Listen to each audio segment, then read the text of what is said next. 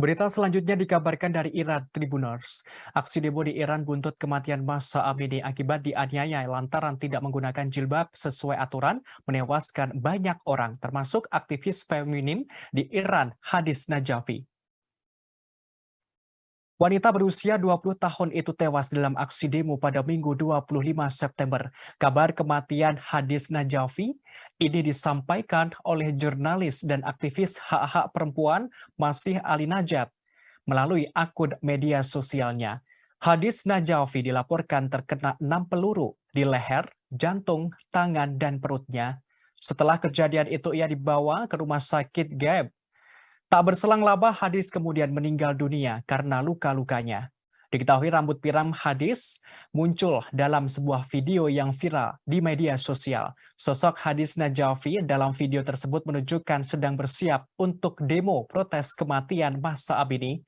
Ia terlihat tanpa mengenakan kerudung, yang mana itu merupakan sesuatu yang dilarang oleh hukum di Iran. Di Iran, mengenakan jilbab di depan umum telah menjadi kewajiban bagi setiap wanita, terlepas dari keyakinan atau kebangsaan mereka. Aturan itu telah berlaku sejak tahun 1983, 4 tahun setelah Revolusi Islam 1979. Sebagaimana diketahui sebelumnya, Mahsa Amini dilaporkan meninggal dunia pada 16 September lalu karena luka fatal yang dialami saat di dalam tahanan di Teheran, Iran. Amini sendiri ditahan Teheran setelah ditangkap oleh petugas keamanan Iran karena tidak mengenakan jilbab dengan benar. Kematian Amini telah memicu kemarahan puluhan ribu orang di seluruh Iran. Massa lantas turun ke jalan di beberapa kota.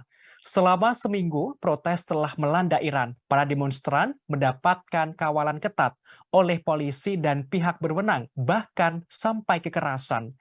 Para wanita di negara itu melakukan aksi protes dengan banyak yang membakar kerudung dan memotong rambut mereka.